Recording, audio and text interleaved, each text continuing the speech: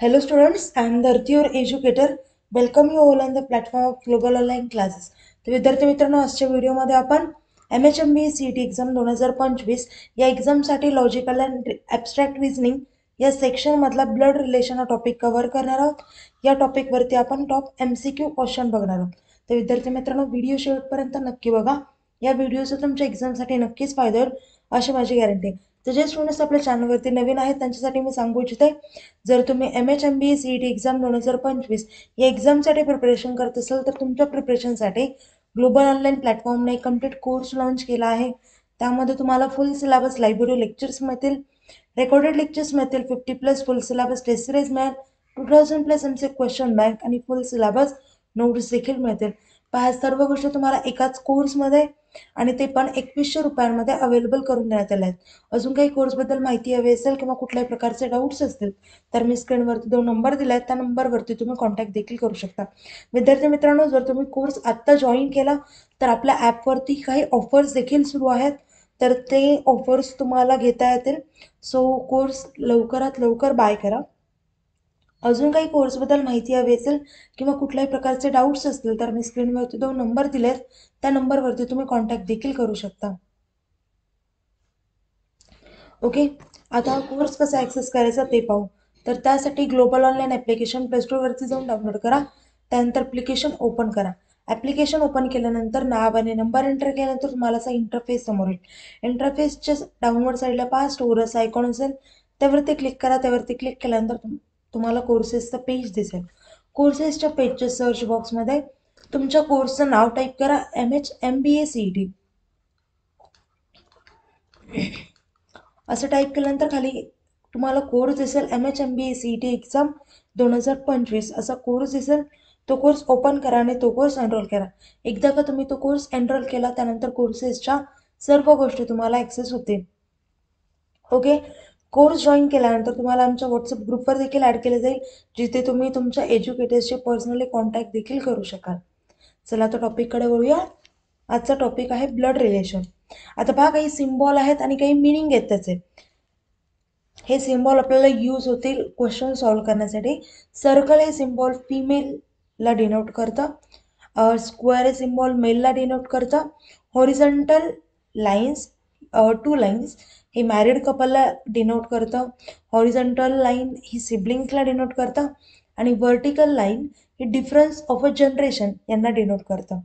Okay, आता direct आपण क्वेश्चनकडे jump करू. फर्स्ट क्वेश्चन आहे पहा. Pointing to a photograph of a boy, Mr. Ram said, "He is the son of the only son of my mother. How is Mr. Ram related to that boy?" आता पहा, हा जर mister Ram असेल,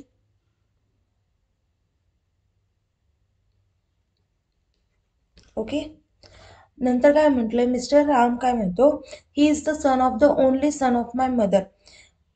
त्याच्या आईला एकच मुलगा आहे म्हणजे तो स्वतः असेल, राईट.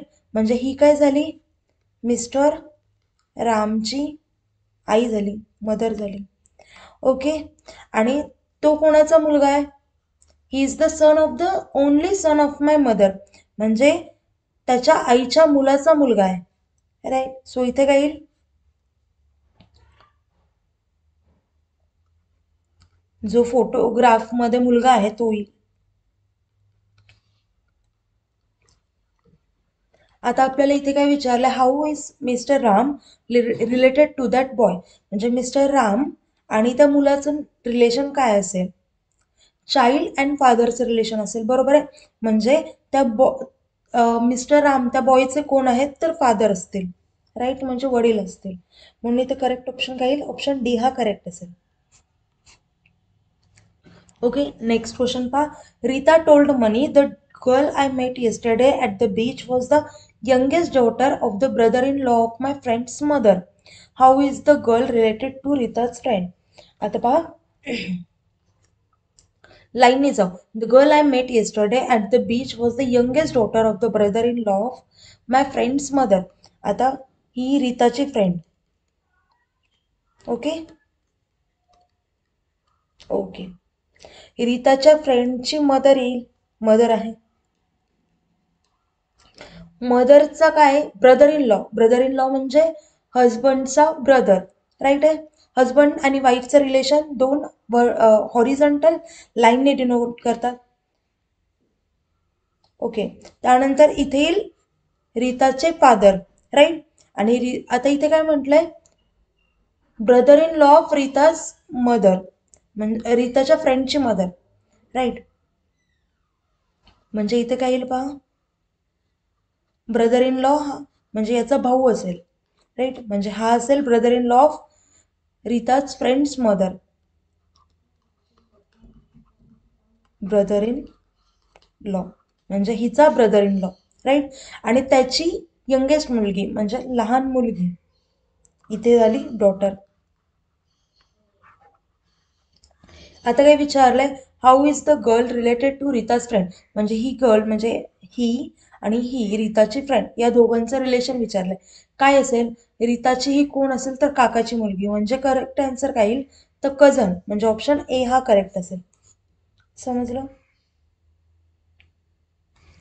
नेक्स्ट क्वेश्चन पहा नेक्स्ट क्वेश्चन मध्ये काय म्हटलंय, if A plus B means A is the mother of B, म्हणजे प्लसचं साईन कशासाठी डिनोट केलंय, मदरसाठी, right. A minus B means A is the brother of B, मायनसचं साईन येईल ब्रदरसाठी. A divided by B means A is the father of B, divided by म्हणजे फादरचं रिलेशन येईल. ओके, आणि A into B means A is the sister of B, म्हणजे इंटूचं relation कसं येईल, सिस्टर. ओके, हा एक टेबल आपण तयार केला गिवन इन्फॉर्मेशनचा, राईट. तर या इन्फॉर्मेशन थ्रू आपल्याला काय काढायचं, which of the following shows that P is the maternal uncle of Q. आता पहा, फर्स्ट ऑप्शन नुसार काय म्हटलं, Q minus N plus P into M into P. तर याचं कसं येईल diagram, Q N, Q minus N म्हणजे इथे हे, परत प्लस एम मायनस पी, म्हणजे इथे रिलेशन काय येईल, P is the nephew or niece of Q. Okay, so हे ऑप्शन चुकीचं येतं, मॅटर्नल पी मॅटर्नल अंकल नाहीये, राईट. नेक्स्ट ऑप्शन पहा, P plus S into N minus Q, इथे कसं येईल पहा